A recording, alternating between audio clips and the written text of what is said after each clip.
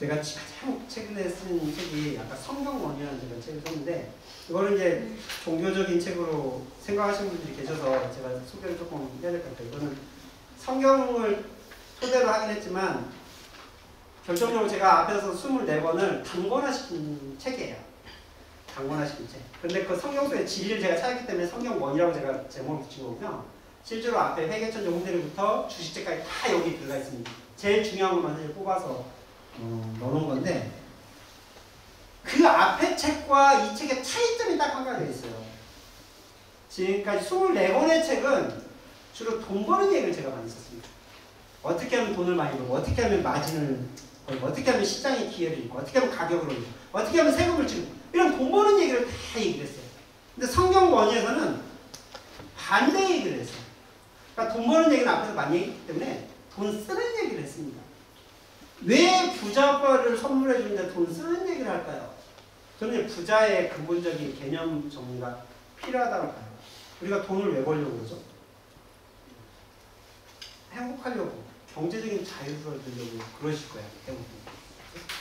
그런데 돈을 많이 갖고 있으면 그게 될까요?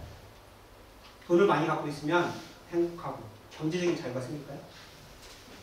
절대 그렇지 않습니다. 제 경험상 제가 봤던 사람들을 보면 그래요.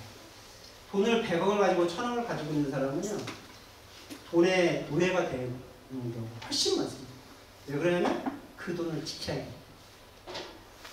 선생님들은 100억을 가지고 있으면 경제적인 자유가 있을 것 같지만 그 100억을 보고 자기 주변 사람들이 다 달라져요. 나 혼자 그 100억을 갖고 있을 수가 없어요. 그리고 100억을 쌓는 과정이 나 혼자 힘으로 쌓는 게 아니기 때문에 주변에 의사결정권자가 많아집니다. 그러니까 나를 간섭하는 사람이 많아진다는 거예요.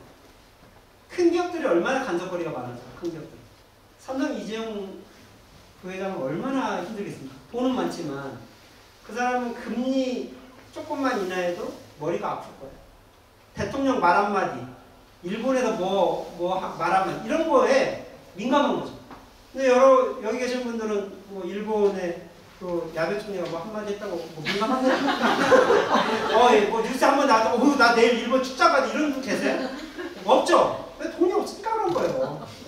근데 삼성은 뭐 아프리카에 뭐 하나 터지면 신경 써야 되는 거예요. 그만큼 돈이 많다는 것은 신경 쓸 것이 많아진다고 합니다. 신경 쓸 것이 많다는 것은 경제적인 자유를 못 누린다는 거예요. 그 사람이 휴가가 없다니까요. 저는 돈이 많은 사람이 결코 행복하거나 경제적인 자유를 누린다고 생각하지 않습니다. 그렇다고 돈이 없어야 그럼 누리냐? 그런 것도 아니에요. 돈이 없는 사람도 있겠죠. 할 거 못하니까. 저는 돈의 액수의 문제가 아니라는 걸 강조하고 싶은 거예요. 부자가 되는 것은 경제적인 자유, 행복감인데 그거는 돈의 액수의 문제가 아니라요. 돈에 대한 가치관의 문제라고 생각해요. 그래서 제가 첫 수업이 중요하다고 생각한 겁니다. 부자가 되려면 돈의 가치관이 바뀌어야 되는데 제 경험을 한번 얘기를 할게요.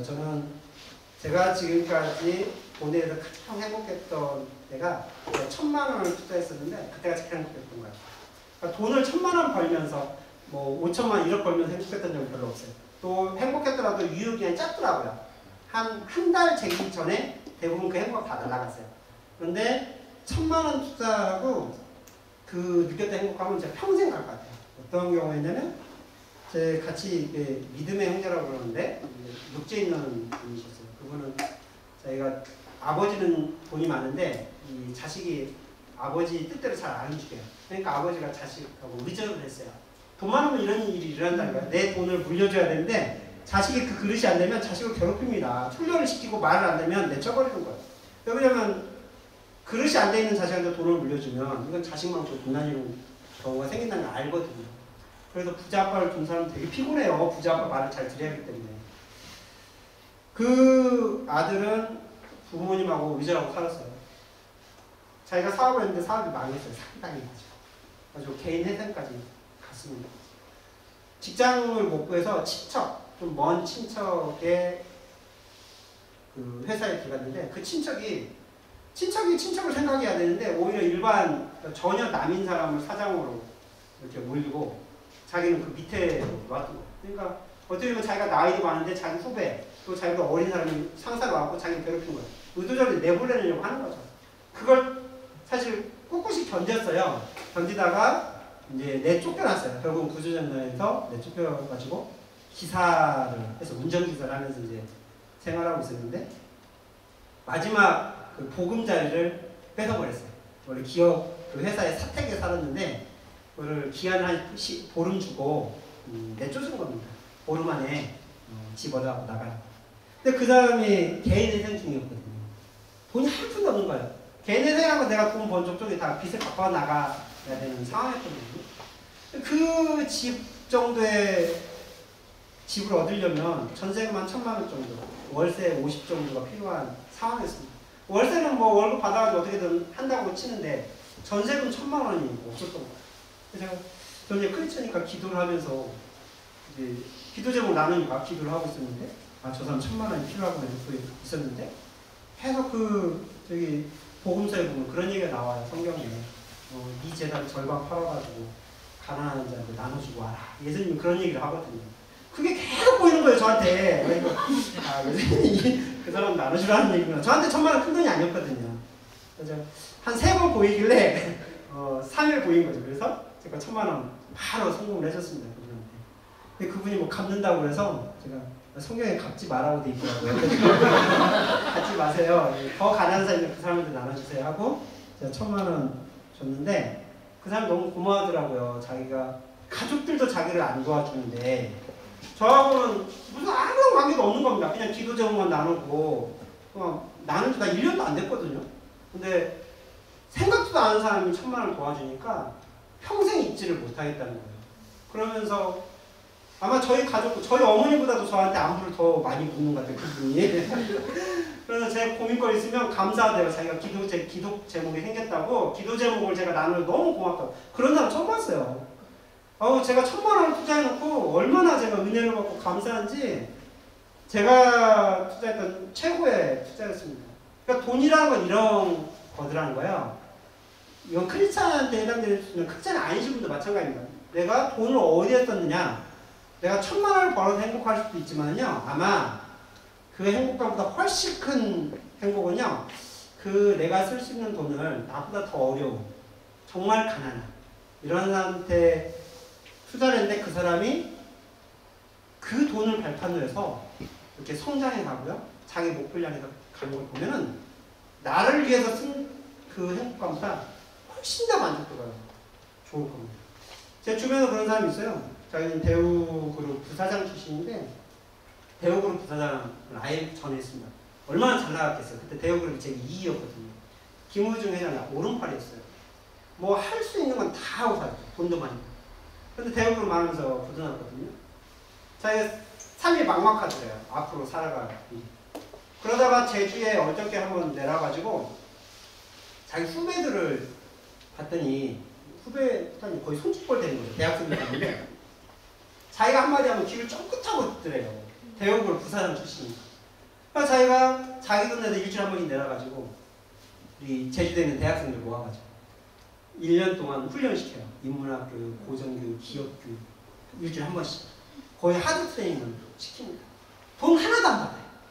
자기 항공료 자기가 다 내고요. 한 번 오면 30원씩 밥 사줘야 돼요. 어디 그 강사들 자기가 모집하러 다니냐고. 강사도 자기 돈으로 내서 하는 겁니다. 그렇게 1년 하면 몇 천만 원씩 깨진대요, 돈이. 그런데 1년에 한 번씩 스승의 날 그 학생들이요. 이 선생님한테 편지를 써갖고 주는데 일일이 한 명씩 한 명 편지 써가지고 이렇게 넣어서 주는데 자기가 1년 동안 시간과 돈을 투자했던 그 몇천만 이상의 가치가요. 그거 한순간에 다 보상이 되더라는 거예요. 그 학생들이 성장해가는 모습 그리고 자기가 사회에 뭔가 기여를 하고 있다는 그 보람에 자기가 돈 벌면서 느끼지 못했던 행복감 있죠. 대우그룹 부사장 때 누렸던 그 행복감 세상적인 그 어떤 물질과 명예의 행복감과는 비교도 할 수 없는 그런 부자 어떤 그 느낌을 받았다는 겁니다. 이게 저는 굉장히 좀 큰 충격이었어요. 선생님들이 돈을 왜 모으려고 할까? 저는 돈을 잘 쓰려고 모아야 되지 않나 싶어요. 돈을 모아서 내가 10억, 100억 부자 된다. 이러면 그 유효율이 얼마 가지 않습니다. 그리고 그렇게 모으든 누군가 그것도 가져갑니다. 그러면서 분란이 생겨요. 그게 자식이 될 때가 많죠. 자식이 가고 싸우거나 불난적해서 가족들이 재판 받고 이런 사람 부지기수입니다. 그건 아마 돈을 모을 때부터 뭔가 마인드적으로 잘못한 거예요. 이 돈을 가지고 어떻게 해야 될지, 어떻게 할 때 가장 가치 있을지 그걸 생각하면서 부자가 이 돈을 모으신다면 단돈 100만 원만 있어도요 얼마나 큰 부자인지 몰라요. 여러분도 세계 10% 부자 안에 다 들어가신지 아세요? 여러분들이? 여러분들 가난하다고 생각하고 오셨겠지만 세계 10% 부자 안에 들어가는 요건이 몇 가지가 있어요. 첫 번째, 내가 비를 피할 수 있는 집이 있는 거. 이건 자가가 아닙니다. 그냥 전세든 월세든 하여튼 내가 비를 피할 수 있는 집만 있으면 돼요. 두 번째, 학교를 갈 수 있으면. 세 번째는 일주일에 한 번 이상 목욕을 할 수 있으면.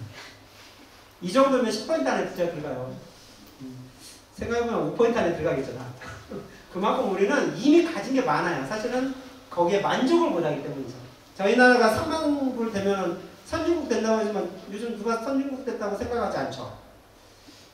5만 불 벌면 부자 될까요? 선진국 될까요? 그렇지 않습니다. 우리나라 같은 지금 현재 말하면 10만 불이 돼도요. 우리는 항상 돈에 허덕일 거예요. 가진 사람 비교하고 나는 왠지 소외감이 있고 하고 싶은 거 못하고 이런 상황이 있거든요. 그래서 제가 마지막으로 드리고 싶은 얘기는 되게 돈을 버는 것도 중요하지만 벌기 전에 나의 부자가 내가 생각하는 부자는 어떤 부자일까? 이 돈을 가지고 어떻게 가치가 있을까? 이걸 정립하고 돈을 버신다면 아마 여기 계신 분 다 부자 생각할 것 같아요. 그래서 저는 저 스스로 부자라고 생각합니다. 제가 돈이 아주 많거나 그러진 않아요. 물론 좀 있어요, 있기는. 근데 그 돈이 있을 때하고요, 이 돈을 어떻게 가치가 쓸 때를 생각한 거하고는 제 부자에 대한 마음이 완전히 바뀌었어요. 여기 계신 분들이 다 그런 돈의 액수보다는 이 부자의 마인드, 또 사회를 위해서 기여하면서 같이 손잡고 갈 수 있는 그런 부자가 되기를 바라면서 강의를 마치고자 합니다. 그리고 성경머니 책은 원래 와서 드리면 좋을 것 같은데 재미있고라도 이 책까지 드리기가 좀 그런다고 해서요. 좀 수고스럽더라도 그 서귀포 동원교회 가면 빛이 돼 있거든요. 그냥 공짜로 든다 거기 보면. 물론 이제 1시간 예배 드리고 가야 되는데 좀 제약 조건이긴 한데 저는 1시간 예배 드릴 가치가 충분히 있지 않을까. 네.